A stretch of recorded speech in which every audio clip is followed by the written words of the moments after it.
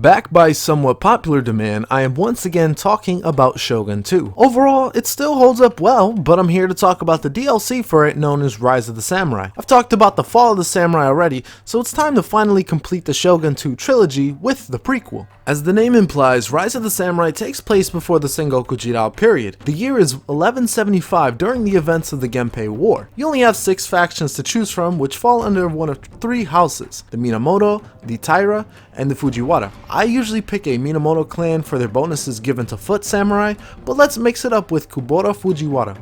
Let's just hope I don't regret this decision. After the intro, you get the typical rundown of your clan. The first thing I noticed are the visuals. The colors are much duller and less appealing than those in the base campaign. This even translates to the battles as well. And speaking of battles, you have a whole new roster to play around with. Instead of Bo and Yari Ashigaru as your basic unit, you now have Naginata and Bo levies. If you thought that Yari Ashigaru were out way too quickly, you haven't seen anything yet. These units have even less morale than their Ashigaru counterpart, and most early battles end quickly as soon as the units engage. However, one unit that I cannot recommend enough is the Foot Samurai. Instead of having many samurai units, you get both foot and mounted samurai.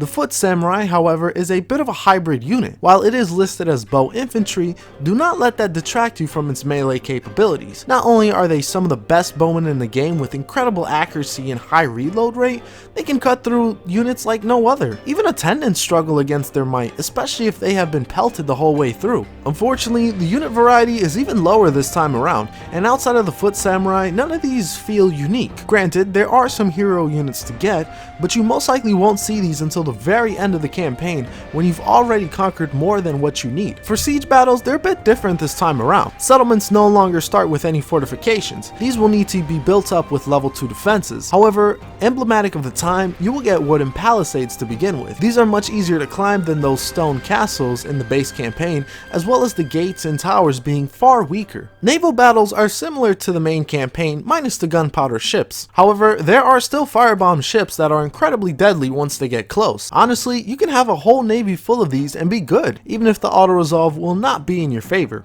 While knowledge on the battlefield and tactical prowess is always a good thing, it won't get you as far without the knowledge of the campaign. Battles are far less frequent here than in the main campaign. Rise of the Samurai is far more diplomatic with more emphasis placed on your agents rather than your generals. The most important of these are known as the Junsatsusashi. These serve a similar role as the Metsuke in the main campaign. However, the biggest difference here is the ability to convert provinces to yours. This is done when the clan allegiance, which replaces religion, is at least 50% of the settlement. This is a great and integral way to convert smaller factions under yours. While you can tackle larger factions in this manner, it will cause you to war with them. However, being at war with a faction still allows you to convert provinces to yours. You just have to be aware that you are now in their crosshairs. The other agents available are almost exact replicas of their main counterpart. For example, Su are similar to monks, Shirobashi are similar to geisha, and Monomi are similar to ninja. There's not much here to say except that the agent spam is strong with this one. Early and throughout the campaign, you'll notice how low your income is compared to the main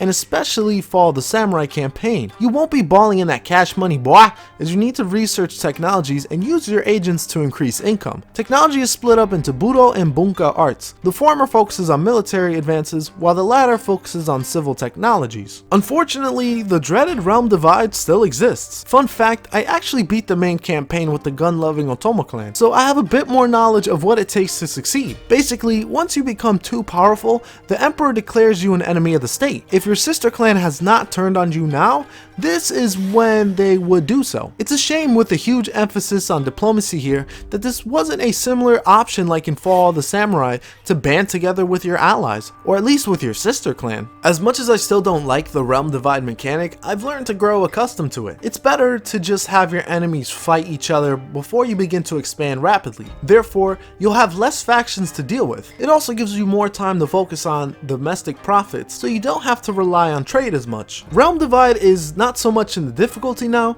but rather the fact that the pacing slows down to an absolute crawl as you constantly are moving your armies to cover your border as well as expanding. The amount of battles you'll be playing will increase, making each turn feel like an eternity. Overall, I can recommend Rise of the Samurai, but not highly. While the battles definitely lack in unit variety, I enjoyed the alternative take to facing the enemy. The campaign also suffers from a slow pace and realm divide, but makes up for it with a more diplomatic approach. While it may not be for everyone due to the issues mentioned before, it provides an alternative, especially if you're looking to shake up the formula a bit with an earlier time period not often explored. But now that officially wraps up the trilogy of campaigns for Shogun 2. Speaking of, there may be some other trilogies that I haven't finished yet and probably should someday. Either way, thank you for watching, and this is Powerhouse, signing off.